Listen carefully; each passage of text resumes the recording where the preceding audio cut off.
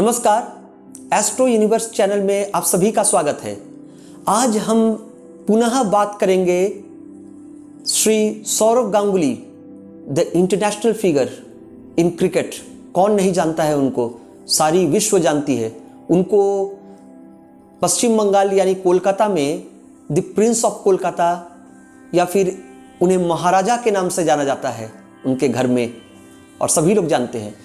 तो वो क्या नहीं थे, क्या नहीं हैं, जब क्रिकेट जीवन में थे और आज भी हैं, वो क्या हैं? वो दादा हैं हमारे, और सभी लोग जानते हैं इस नाम से उनको। और कप्तानी यानी उनकी कैप्टेंसी के बारे में चारों ओर चर्चा है कि इतने अच्छे captain all over the world, यानी best captain of the world अगर कहा जाए 1, 2, 3 नंबर पर, तो सौरव गांगुली उनमें से एक हैं। और अगर बात की जाए तो वो बीसीसीआई प्रेजेंट हैं एट द मोमेंट। अभी हाल में ही हमने सुना था कि 2 जनवरी उनकी तबीयत बिगड़ गई थी, हार्ट में 2 ब्लॉकेज पाए गए थे और वुडलैंड हॉस्पिटल में वो भर्ती थे। उसी बेसिस पर मैंने 3 जनवरी उसके अगले दिन होकर के 2021 मैंने प्रोग्राम किया। मैंने आप लोगों को बताया कि क्या ग्रह स्थिति थी जिसके कारण यह घटना हुई, और मैंने उस वक्त, हालांकि मेडिकल साइंस ने बताया था कि उसके बाद कोई परेशानी नहीं होगी, कोई दिक्कतें उनको फर्दर नहीं आएंगी, लेकिन मैंने उस बार भी आप लोगों को कहा था, आपको याद होगा भली भांति, कि ग्रह स्थिति ऐसी इंडिकेशन दे रही है कि उनको अप्रैल मिडिल तक तो सावधान रहना ही चाहिए। आइए पुनः वो स्थिति हमने खबर लिया। आज जो तारीख है, आज है 28 तारीख, मैंने यहाँ मेंशन भी किया है 28 जनवरी 2021। पिछले दिन 27 जनवरी को मेरे फलादेश किए हुए अनुसार सौरव गांगुली को अचानक फिर से समस्या आई, और कार्डियक जो स्पेशलिस्ट हैं all over the India, Devi Shetty जी, तो उनको बुलाया गया और सेंट्रल टीम ने उनको भेजा कि सौरव गांगुली के चिकित्सा में किसी भी तरह की कोई कमी आनी नहीं चाहिए। तो हालांकि श्री देवी शेट्टी का ये कहना है, मानना है कि स्थिति में सुधार आ जाएगा। और जब इतने बड़े इंडियन स्पेशलिस्ट, हार्ट यानी कार्डियो स्पेशलिस्ट, अगर कार्डियक स्पेशलिस्ट कहते हैं कि कोई समस्या नहीं रहेगी, तो फिर वहाँ कोई सवाल तो उठता नहीं है मेडिकली या किसी और तरफ से। लेकिन हाँ, ज्योतिष शास्त्र की बात की माने तो ग्रह स्थिति के अनुसार क्या स्थिति है और आगे भी क्या इंडिकेट करती है, वहाँ शास्त्र का क्या मानना है, मैंने आप लोगों के लिए उनकी कुंडली बिल्कुल ले आई है। यहाँ पर मैंने, आप देख सकते हैं, सौरव गांगुली जी की कुंडली मैंने यहाँ पर रखी है आपके सामने। तो देखिए, मैंने लिखा है श्री सौरव गांगुली, और ये कुंडली है उनकी। लग्न मैंने, चूंकि पहला घर मेष है, तो बिल्कुल काल पुरुष की कुंडली के अकॉर्डिंगली मैंने सजाया है। और मेष लग्न की कुंडली है और वृषभ राशि है, यानी टॉरस ज़ोडिएक साइन है। आप बड़ी बात ही देख सकते हैं इसको। तो आप देखिए, लग्न के द्वितीय घर में शुक्र, शनि और चंद्रमा है। हालांकि शुक्र, शनि और चंद्रमा, शुक्र के साथ चंद्रमा जो है वो क्या बनाता है, तो लक्ष्मी योग बनाता है।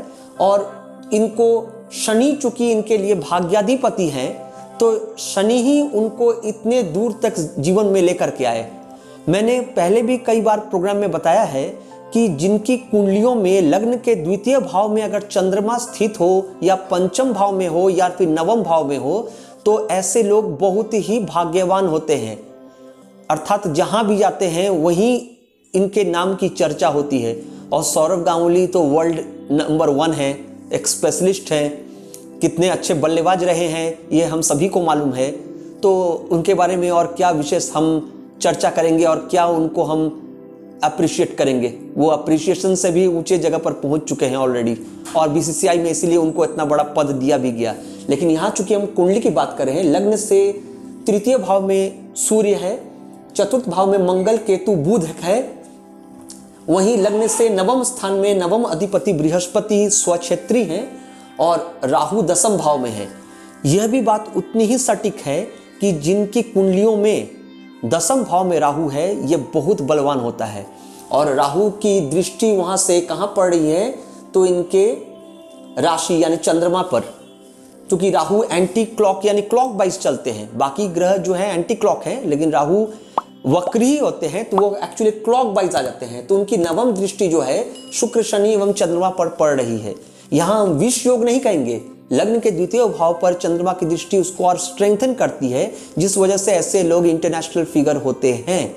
लेकिन चूंकि यहाँ पर हम उनके स्वास्थ्य की बात कर रहे हैं, तो स्वास्थ्य के हिसाब से अगर देखा जाए तो गोचर में यानी वर्तमान में राहु की स्थिति इसी घर में है, यानी वृषभ में है, और शनि महाराज इसी स्थान पर है, बृहस्पति के साथ, सूर्य के साथ, शुक्र के साथ मकर राशि में वर्तमान यानी गोचर में चल रहे हैं। जब भी किसी इवेंट की जानकारी दी जाती है, मैं चूंकि यहाँ पर कहना चाहता हूँ कि मैंने फलादेश क्यों किए थे कि सौरभ गांगुली की हेल्थ में दोबारा कुछ परेशानी आने की संभावना है, और ये संभावना तब तक बनी रहेगी जब तक कि डेट, यहाँ कैलकुलेशन जो कहता है वो समय जब तक रहेगा तब तक परिस्थिति पूर्ण रूप से इनके अनुकूल नहीं रहेगी।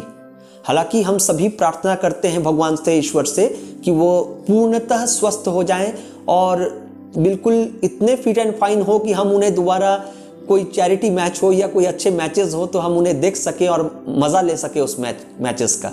लेकिन फिर भी जो शास्त्र कहता है, जो कैलकुलेशन कहता है, जो गणना कहती है ज्योतिषी आधार पर, गणितीय आधार पर, वो हम आपके सामने ला रहे हैं समझाने के लिए कि क्यों ये परिस्थिति उत्पन्न हुई। क्योंकि जब हम किसी परिस्थिति इवेंट को कहते हैं तो राशि से फलादेश होती है, न कि लग्न से।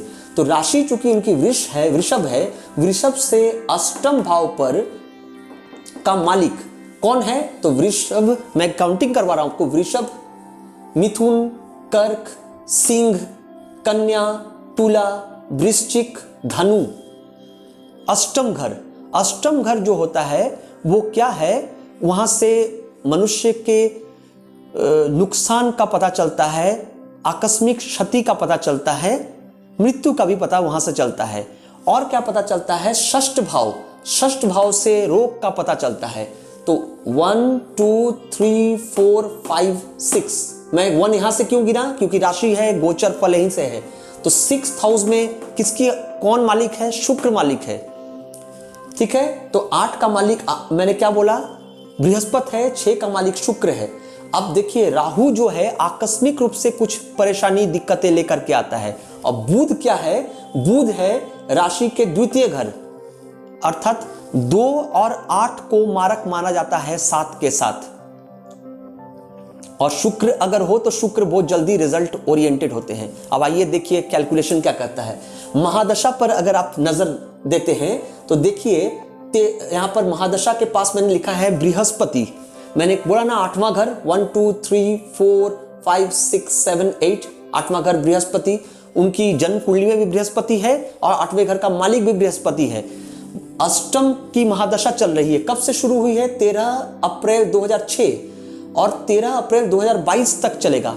8वें की मालिक की जब महादशा चलती है तो अष्टमेश कुछ ना कुछ बड़ी समस्या, परेशानी, कठिनाई लेकर के अवश्य आते हैं मनुष्य के जीवन में। वो चाहे इंटरनेशनल फिगर हो, नेशनल फिगर हो, या हम आप जैसे अति साधारण व्यक्तित्व ही क्यों ना हो। तो 8वें की दशा चल रही है। चूंकि अब आप पूछेंगे कि शेष दशा में है क्यों हुई, यह भी समझा देता हूं मैं आपको। चूंकि जब भी कोई इवेंट होता है उसको सेकेंड और थर्ड कनेक्शन की आवश्यकता होती है, तभी जाकर के वो घटना पूर्ण रूप से घटती है। अब देखिए, अंतर्दशा राहु की है। राहु की दृष्टि मैंने कहा नवम चंद्रमा पर पड़ रही है। देखिए 1 2 3 4 5 6 7 8 9 है ना, दशा कनेक्शन हुई ना। तो उसी अंतर्दशा राहु की कब से चल रही थी? 18 नवंबर 2019 से लेकर के 13 अप्रैल 2022 तक। देखिए, और यही 18 नवंबर से लेकर के 13 अप्रैल 2022, यह इसीलिए मैंने कहा मिडिल ऑफ अप्रैल तक तो समस्या उनको होगी ही।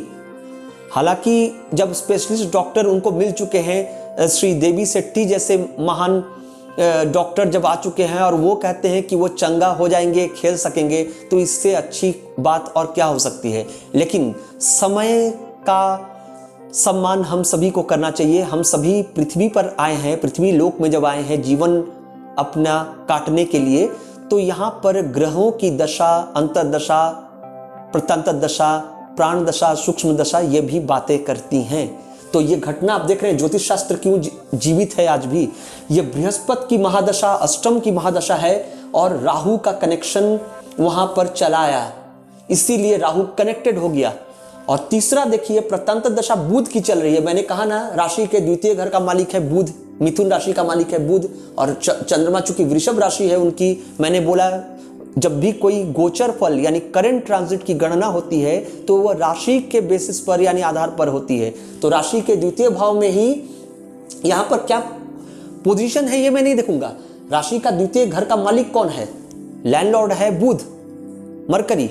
वो बुध की प्रत्यंतर दशा चल रही है, तो पूर्ण रूप से वो कनेक्शन मिला। देखिए वो भी तारीख मैंने मेंशन किया है, 9 दिसंबर 2020 से लेकर के 12 अप्रैल 2021 तक ये प्रत्यंतर दशा उनकी चल रही है।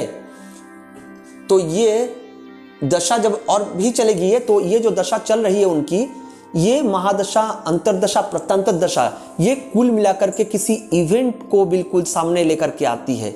इसलिए मेरा फलादेश ये रहा, इसी बेसिस पर रहा कि इनकी स्वास्थ्य में सुधार आ गया है, आ जाएगा, ये बहुत अच्छी बात है।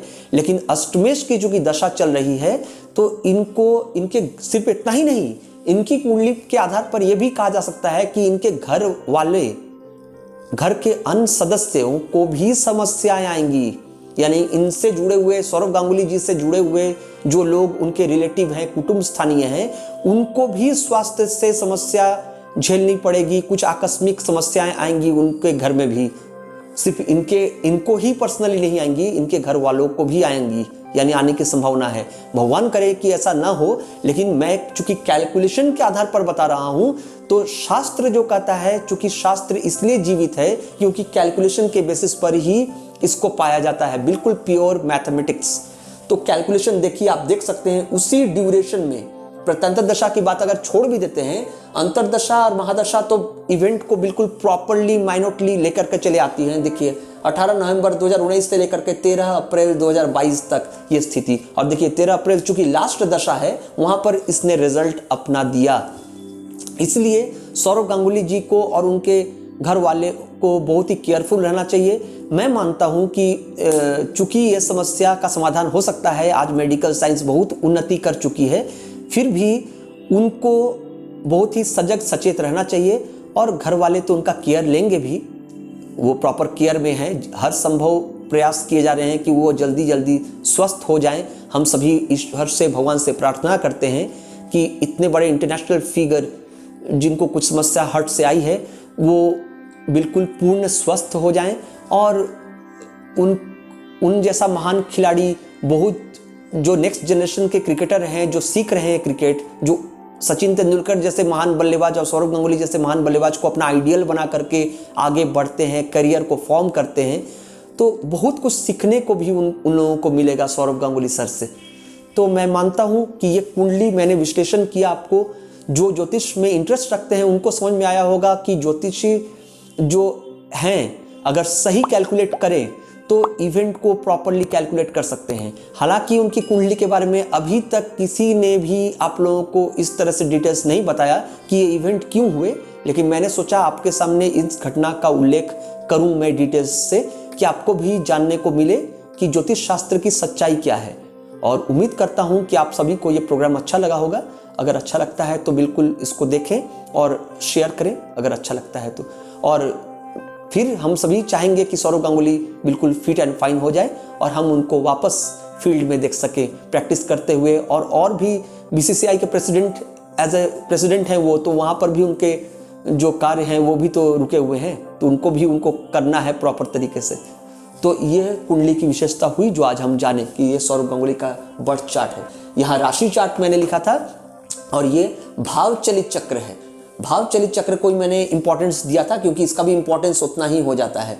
तो यहाँ पर भी जो ग्रह स्थिति है वो बिल्कुल आइडियल है। लग्न के चतुर्थ भाव में मंगल है उनका, लग्न के चतुर्थ भाव में मंगल जो है नीचस्थ होता है। लेकिन अब आप कहेंगे क्रिकेट में कैसे आ गए वो, क्यों इतने साहसिक कार्य किया उन्होंने? चूंकि बहुत लोग आपको ज्योतिष शास्त्र में सिखाएंगे कि मंगल नीचस्थ है, लेकिन ज्योतिष शास्त्र में एक फॉर्मूला है जो मैं आज आपको दे देता हूं।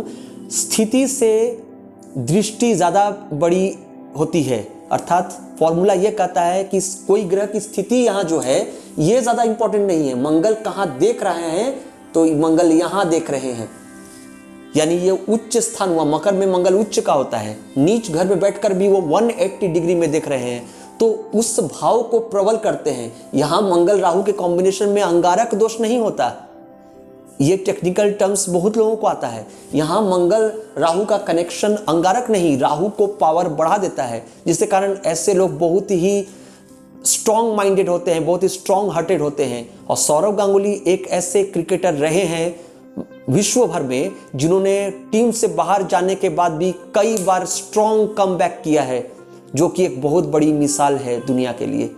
उम्मीद करता हूँ आपको ये प्रोग्राम अच्छा लगा होगा। नमस्कार।